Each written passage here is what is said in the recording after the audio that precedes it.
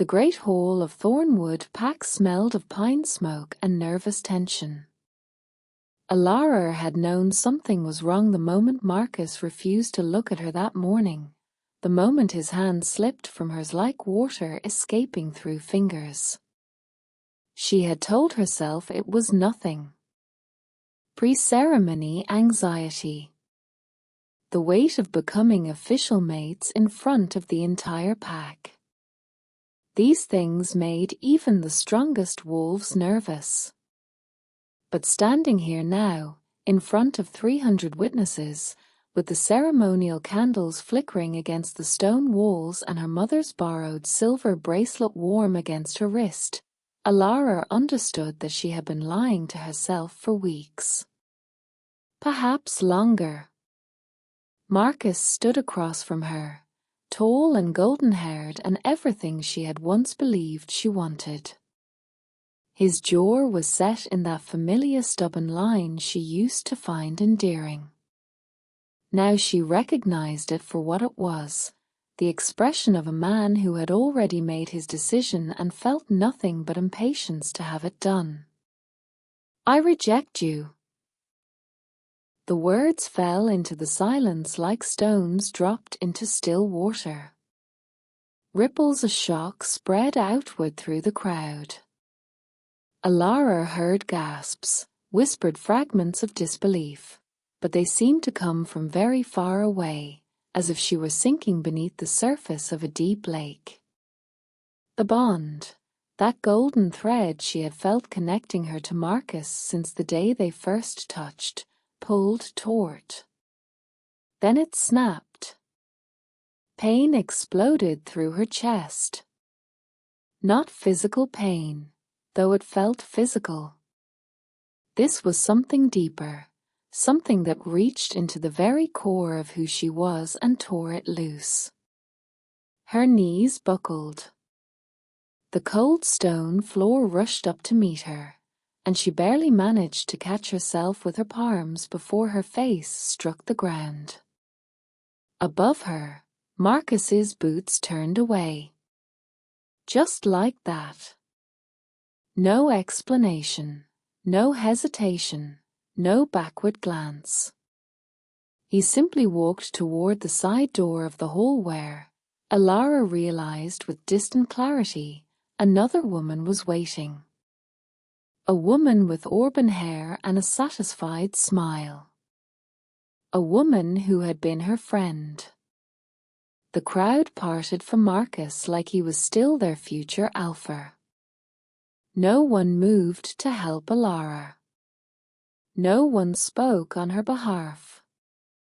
In that moment, she understood with terrible clarity what she had always been to this pack, acceptable when convenient, disposable when not. She stayed on her knees because standing seemed impossible. The pain in her chest made breathing difficult. Tears blurred her vision, but she refused to let them fall. Not here. Not in front of these people who had watched her humiliation and done nothing. Somewhere in the watching crowd, her mother would be standing with her hand pressed to her mouth, too afraid of the pack's judgment to come forward. Somewhere, her younger brother would be held back by their aunt's grip on his arm. These were the people who loved her, and they were trapped by the same system that had just destroyed her. The hall had gone quiet again, but it was a different kind of silence now. Heavier. Charged with something Alara couldn't identify. Then she heard footsteps. They were different from Marcus's hurried retreat. These were slow, measured, deliberate, the footsteps of someone who had never needed to rush for anything in their existence. Each step rang against the stone floor with quiet authority.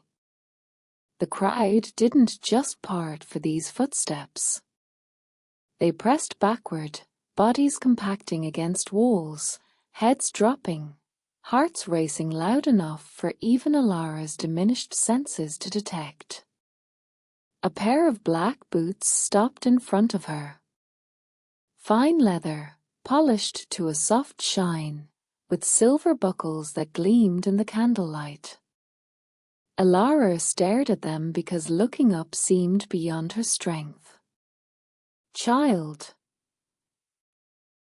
The voice was low and cool, like water from a deep well.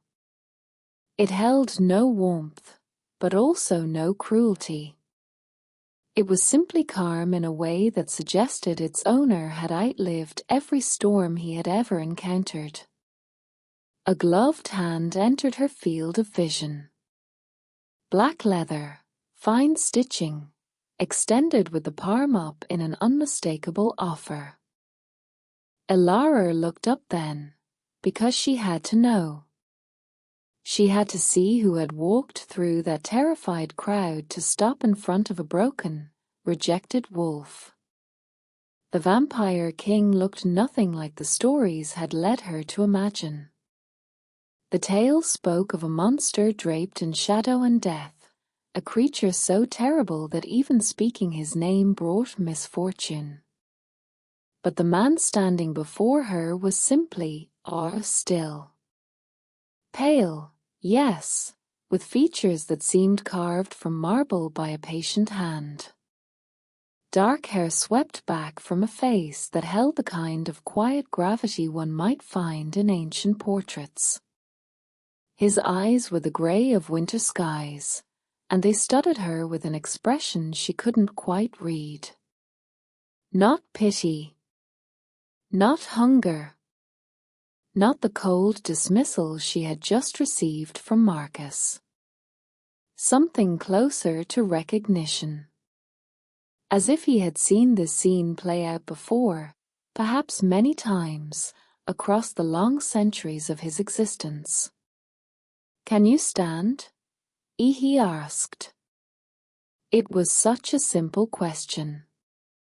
Not a demand, not an order, just a gentle inquiry about her present capabilities. Alara found, to her surprise, that she could. She took his offered hand. The leather of his glove was soft and warm from his body heat, which surprised her, and let him steady her as she rose on trembling legs. He did not release her hand immediately. Instead, he turned to face the frozen crowd, keeping her at his side with a grip that was firm but not constraining. She could have pulled away if she wanted. The fact that she didn't want to said something about how lost she felt. "I came here tonight for trade negotiations," the vampire king said. His voice carried easily through the hall, though he did not raise it. "I expected to find a pack worthy of alliance. Instead, I find this." His gaze swept across the gathered wolves, and Alara watched grown men flinch. A woman rejected without cause or explanation, in front of her entire community, and not a single soul moves to offer comfort or aid. "Is this how your pack treats its own?" Silence. Even the candle flames seemed to hold their breath. "She is newly rejected," as someone finally managed. Alara recognized the voice of Elder Harrison, one of the pack council members. Tradition holds that. Tradition. The vampire king spoke the word like he was examining something unpleasant. "Your tradition allows a man to discard his mate like refuse and face no consequence. Your tradition demands that onlookers stand idle while a young woman's bond is shattered before their eyes. This is not tradition. This is cowardice dressed in ceremony." He looked down at Alara.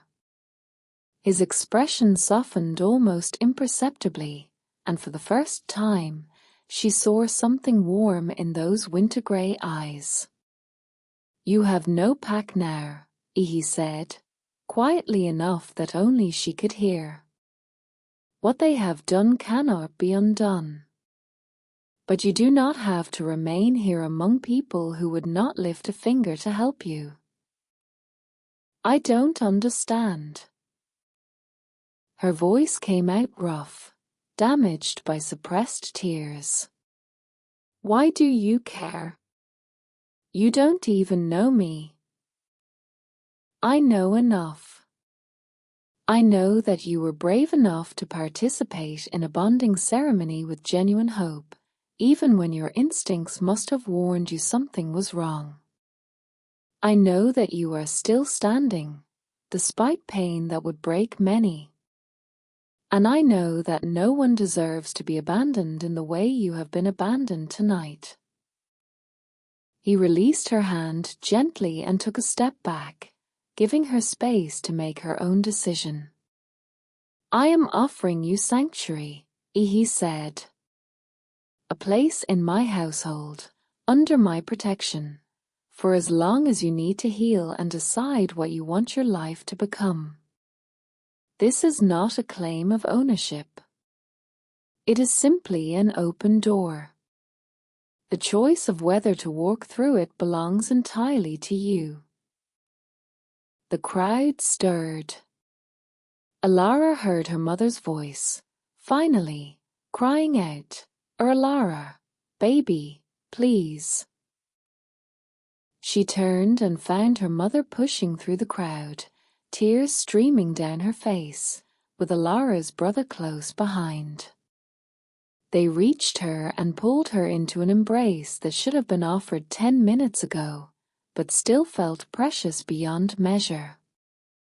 I'm sorry, her mother whispered into her hair. I'm so sorry, I was afraid, I didn't know what to do. It's okay, Mama. And somehow, in that moment, Alara found that it was. Not healed, not forgotten, but okay enough to breathe. Her brother, barely 16 and still growing into his lanky frame, glared at the Vampire King with unconvincing bravery. She's not going anywhere with you. We'll take care of her. We're her family.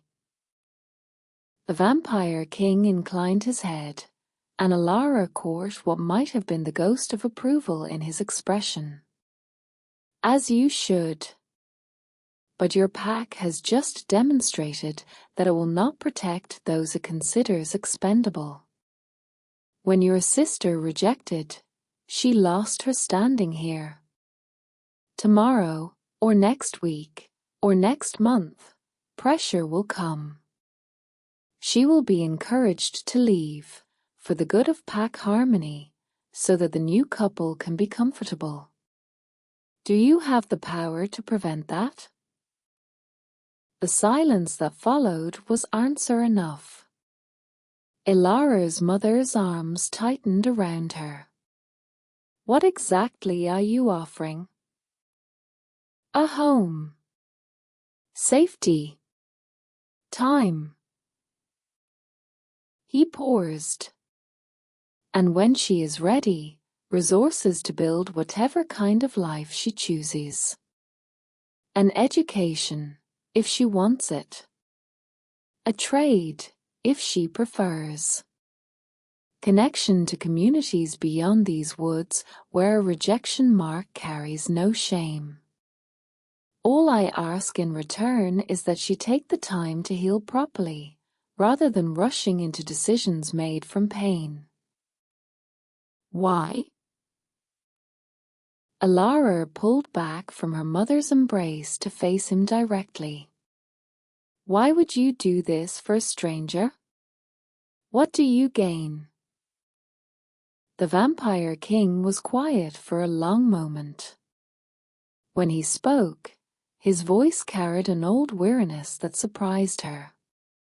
I have lived a very long time.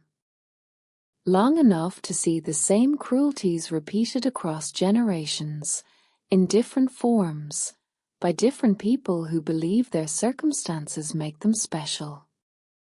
Long enough to grow tired of watching and doing nothing. He met her eyes. Tonight, I had the power to help, and the opportunity to use it. That is the only reason I need. 3 weeks later, Alara stood in a garden she never could have imagined existing within a vampire's castle. The rumors had described Lord Aldrich's fortress as a place of eternal shadow, where sunlight never touched and living things withered into dust. The reality was so different that she had laughed out loud when she first saw it, a startled, slightly hysterical sound that had made her escort, a kind-faced vampire named Sarah, smile with understanding. The castle sat high on a mountain ridge, yes, and its stone walls were ancient enough to have witnessed the rise and fall of human empires. But its courtyards were filled with gardens designed to catch every possible moment of daylight. Fountains sang in sheltered corners. Trees heavy with fruit-lined pathways of worn stone. And everywhere, absolutely everywhere, there were flowers. He plants them himself, as Sarah had told her on that first day, while leading Alara to her suite of rooms. Started about 2 centuries ago, after a difficult period. He says it reminds him that beautiful things can grow from even the most inhospitable ground. Now Alara knelt among the rose bushes, her hands buried in cool earth, learning how to coax new growth from old roots. It was peaceful work. Simple in a way that left her mind free to wander, but demanding enough to keep the darkest thoughts at bay. The pain of rejection hadn't disappeared. Some mornings she still woke with her hand pressed to her chest, phantom agony echoing through the place where her bond used to live. But the sharp edges had begun to dull. She could breathe now without feeling like each inhale was a battle. She could look at her reflection without seeing only the woman Marcus had thrown away. Footsteps on the garden path made her look up. Lord Aldrich walked toward her, dressed simply in dark clothes that made him look less like a king and more like a scholar taking a break from his books. He carried 2 cups, steam rising from both. Tea? He offered 1 cup. Sarah mentioned you favor chamomile. Thank you. Alara accepted the cup, warming her earth-chilled hands against its sides. You didn't have to bring it yourself. You have servants for that. I do. But I wanted to walk, and carrying tea seemed a reasonable excuse. He settled onto a stone bench nearby, movements unhurried. How are the roses progressing? Slowly. I think I might have killed one of the weaker bushes by accident. I'm sorry.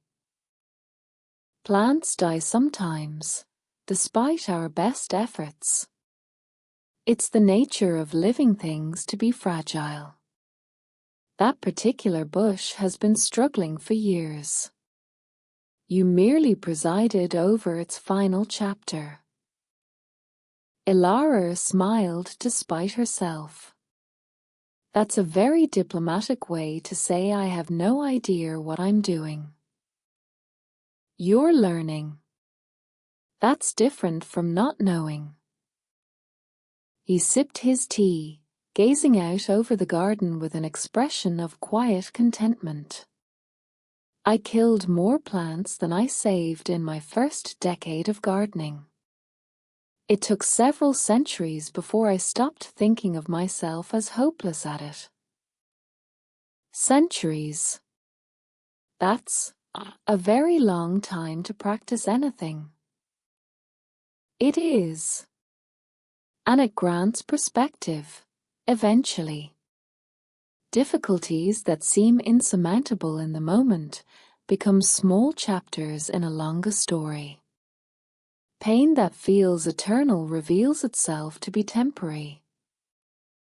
He looked at her. Though I imagine that's cold comfort when you're living through the painful part. Elara wrapped her hands more tightly around her cup. It helps, actually. Knowing that someone who's lived as long as you have still believes things can get better. It makes the possibility feel more real. Things do get better. Not always in the ways we expect, and rarely as quickly as we hope. But they do improve, if we allow them to. He paused. A letter arrived for you this morning. From your mother. Her heart lifted. Really? Already? Apparently, your brother threatened to fight anyone who tried to stop its delivery. I'm told the post rider found him quite intimidating. The image of Gangly, Orqua Jamie trying to intimidate a grown adult made Elara laugh, a real laugh, full and warm, the kind she hadn't been sure she would ever produce again. Lord Aldrich smiled. It was a small expression, barely a curve of his lips, but it transformed his face from marble severity into something approaching warmth. Your family loves you very much. They write to ask about your health, your happiness, whether you're eating enough. Your mother includes several remedies for homesickness that she insists I make available to you. That sounds like Mama. She also asks, very politely but with considerable underlying steel, whether my intentions toward you are honorable. Elara felt heat rush to her cheeks. She didn't. She did. I found it rather refreshing. Most people are too frightened to question me about anything. He set down his teacup. I wrote back to assure her that my only intention is to provide you with a safe place to recover and grow. When you are ready to leave, whether that's in a month or a year or a decade, you will go with my blessing and whatever resources will help you build the life you want. And if I wanted to stay? The question surprised her almost as much as it seemed to surprise him. She hadn't planned to ask it. But in this moment, sitting in a garden full of impossible flowers, drinking tea with a vampire king who had crossed a crowded hall to offer kindness when no one else would, the question felt right. Lord Aldrich considered her for a long moment. Then you would be welcome to stay, as long as you wished. Not as a debt owed or a favor to be repaid, but simply as a member of this household. We are a strange community here, vampires and humans and a few others who don't fit neatly into categories. All of us came from somewhere else. All of us found our way here because somewhere along the line, someone chose to offer shelter instead of turning away. Is that why you do it? Why you helped me? Partly. I remember what it was like to be young and alone, and certain that no one in the world cared whether I lived or died. Someone helped me, once, when they had no reason to. I try to honor that gift by passing it forward when I can. He rose from the bench, brushing a stray leaf from his sleeve. But I also helped you because I was angry, This admission surprised her. Angry? At the waste. At the casual cruelty. At the acceptance of suffering as normal and expected. His voice remained calm, but something flickered in his grey eyes, something old and fierce that she glimpsed for just a moment before it was carefully banked. I have seen too many bright souls dimmed by people who mistake kindness for weakness and loyalty for license to abuse. Your mate, your former mate, looked at the gift of your devotion and saw something to be discarded. That kind of blindness angers me. It wasn't your fight. No. But sometimes the most important fights are the ones we choose rather than the ones thrust upon us. He offered her his hand, the same gesture he had made in that terrible hall, weeks ago. Would you like to see the library before dinner? I have some texts on botanical healing that you might find useful, given your interest in the roses. Alara took his hand and let him help her to her feet. His grip was steady and cool, asking nothing, promising nothing except present assistance. I'd like that very much. Months passed. The seasons turned in the sheltered mountain valley, bringing snow, and then spring rains, and then long golden afternoons that stretched toward summer. Alara's roses bloomed, first hesitantly, then with abundance that made Sarah clap her hands with delight. She learned other things, too. The library became her second home, its dusty shelves yielding secrets about medicine and history and the complicated treaties that kept peace between species.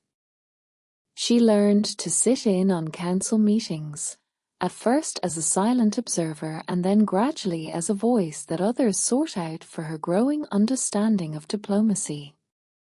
Her family visited 3 times that first year.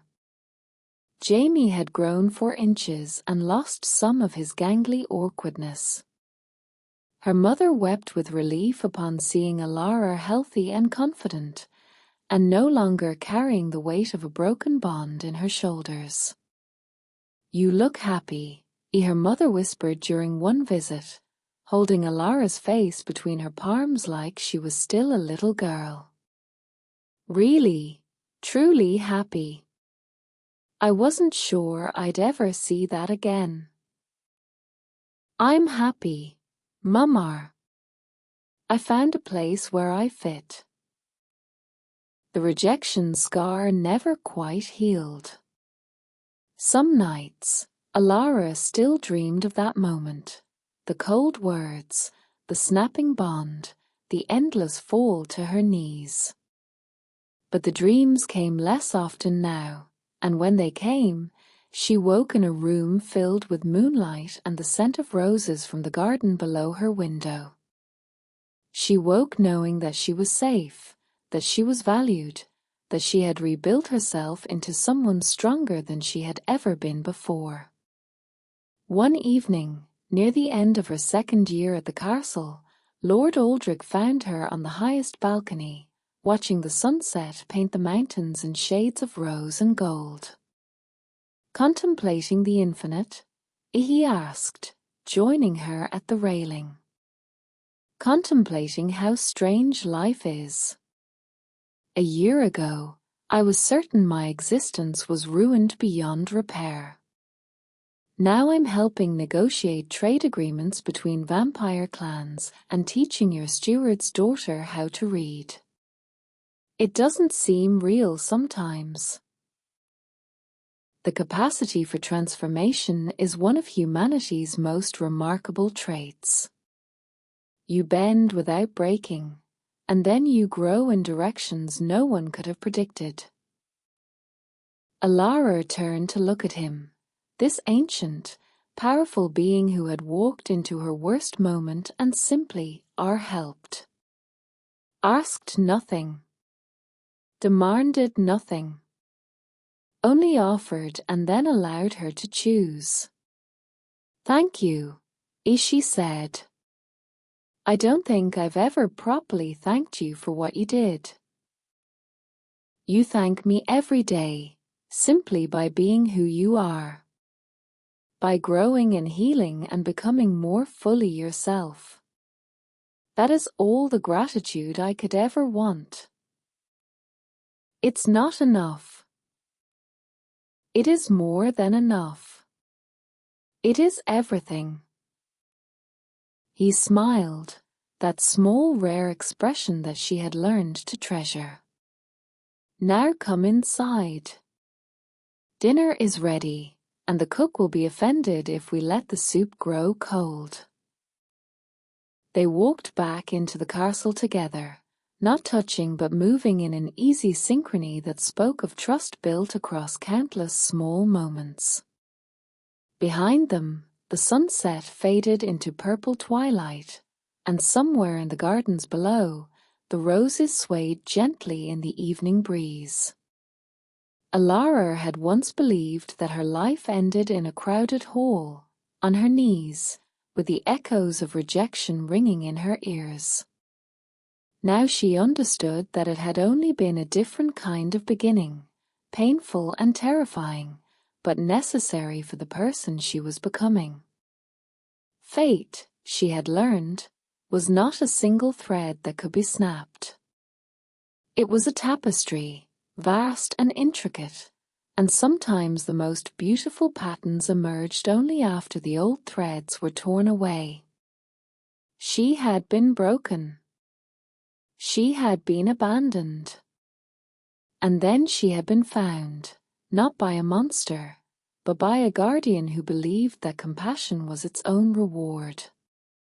In the end, that made all the difference.